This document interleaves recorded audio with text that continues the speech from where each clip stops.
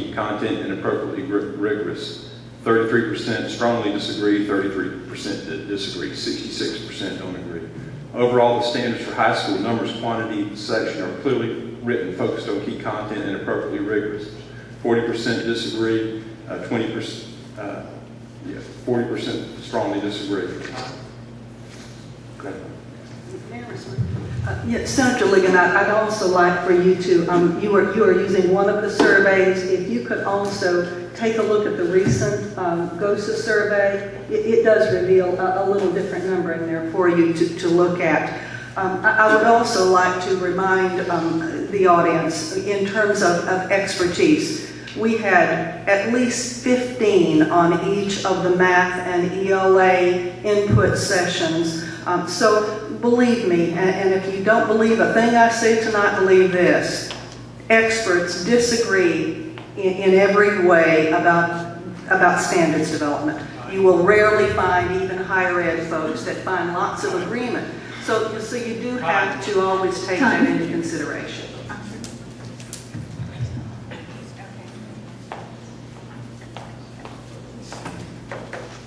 Okay, can I start with the others with 2 minutes here? I'm going to read 2 questions.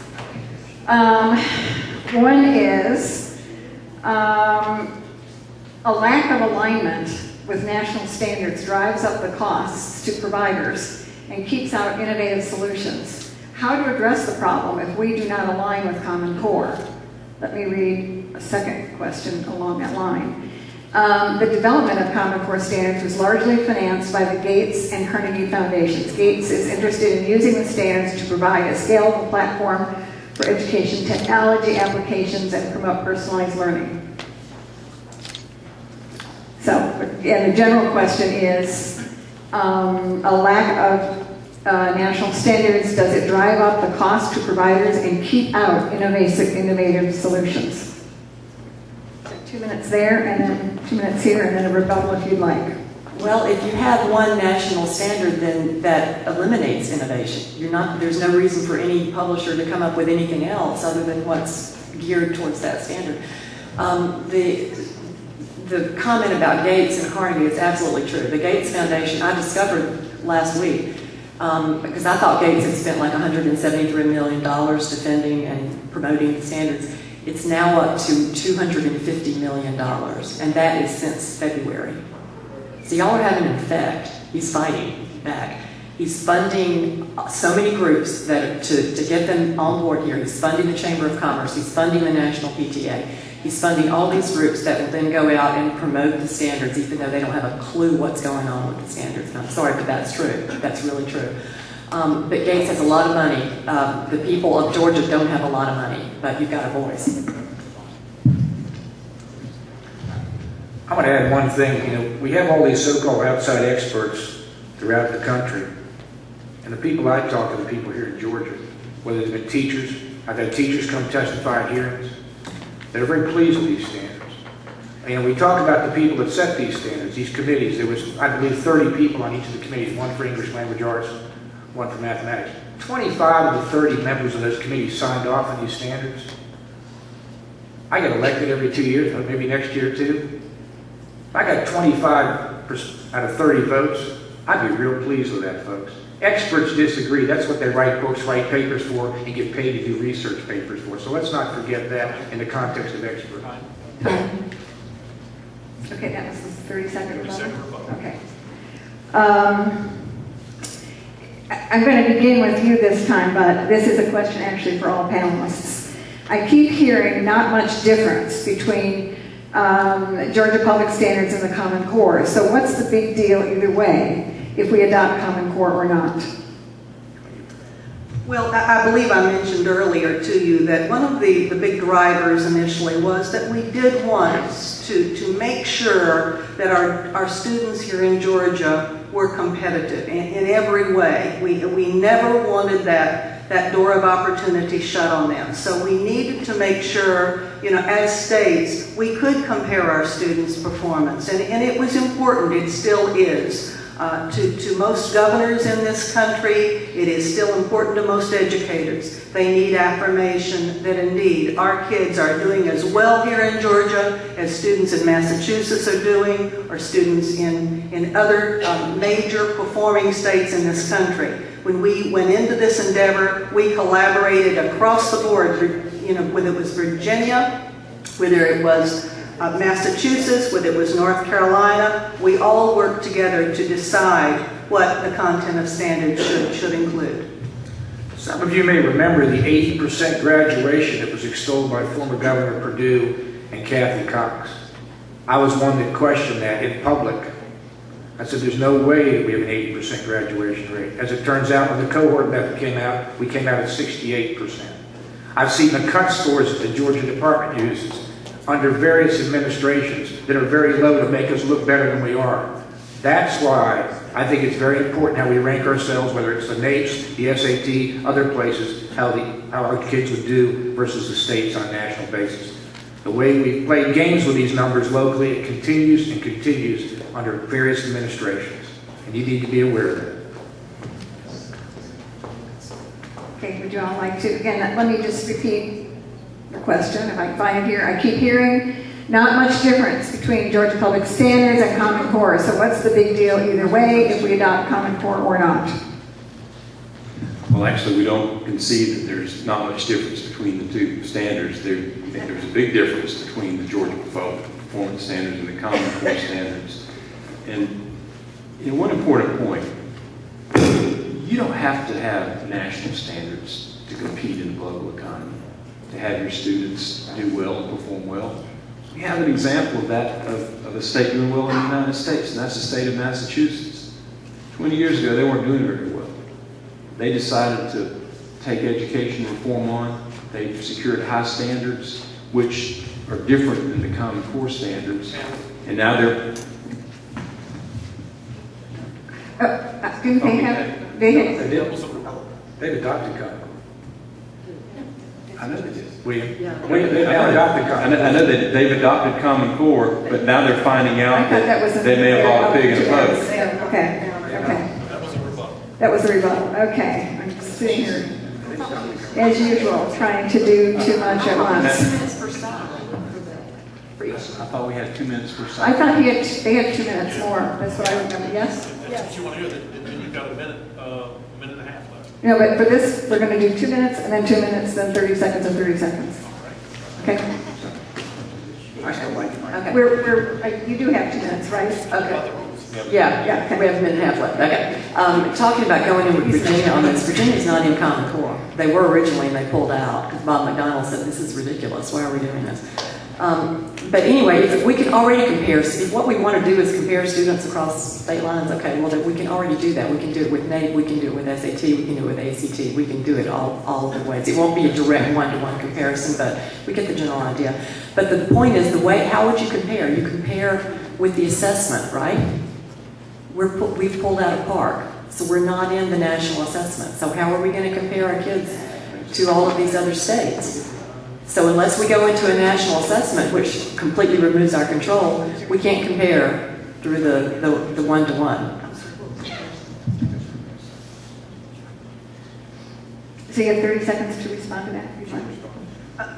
Yes, speaking of the park pullout, we are currently in discussion with several other states, so we hope that we will be back into an opportunity for comparability here very, very soon. Whether it be with neighboring states or certainly states in our same quality of expectation. And I would venture to project to you that will be states who have high performance goals, as Georgia does. I guess in these documents, it says that I have the authority to ask a question if I would like to at any moment. Could I also just add, the SAT, the ACT, those are not curriculum-based assessment. So when you talk about comparing our kids, those still give us different kinds of assessment results, but not a curricular assessment. This is a real complex discussion, and I find that often when you have especially when there are passionate people on both sides, educate and inform people, that one of the things you can do is think about whether you can split it down the middle somehow. And I was in a board meeting this morning and talking about Georgia had pulled out of PARC and how this alignment was going to go. And in the meeting happened to be a number of people who are in economic development. And the idea was raised, if we're looking for standards that are really to be useful to compare and attract the right kind of resources and applications and technology, maybe it shouldn't be a national set of standards, but maybe regional.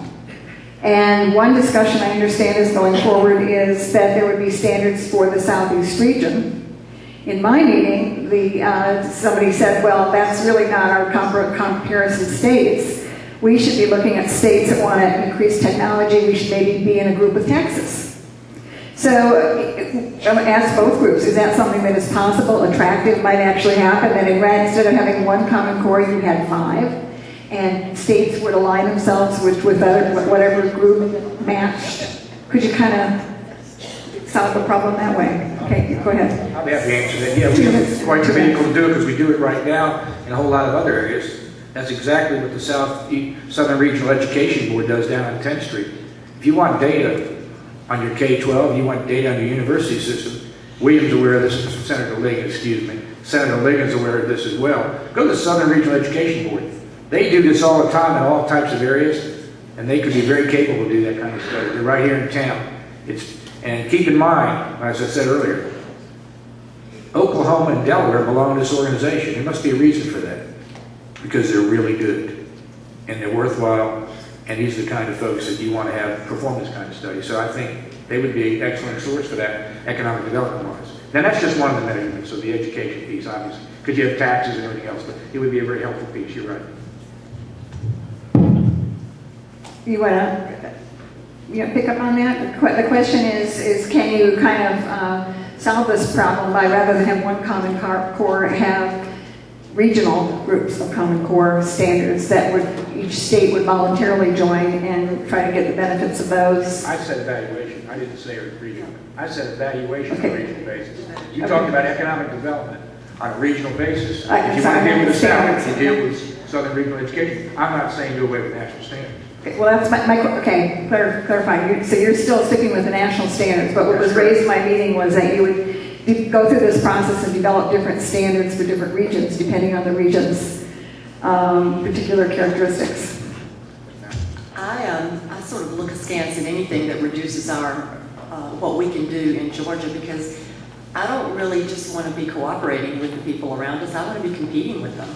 I want to be doing better than they're doing. I want my standards to be better than theirs. I want my education to be better than theirs. So, and would it be less bad than a national standard? I guess, but it still wouldn't be good. Okay. I'm having several questions on the distinction between standards and curriculum. And I'd like both sides, let's start with you, I'll speak to that. And I think that also I'm going to relate some related questions of, does the Common Core affect private schools, home schools? How does it affect AP classes and special needs children, and especially the impact on children with disabilities? Well, standards are determining what is going to be taught in your schools. And how you're going to do it with your material, that is, your programs will be the curriculum. But the what is going to that's going to be taught is very important.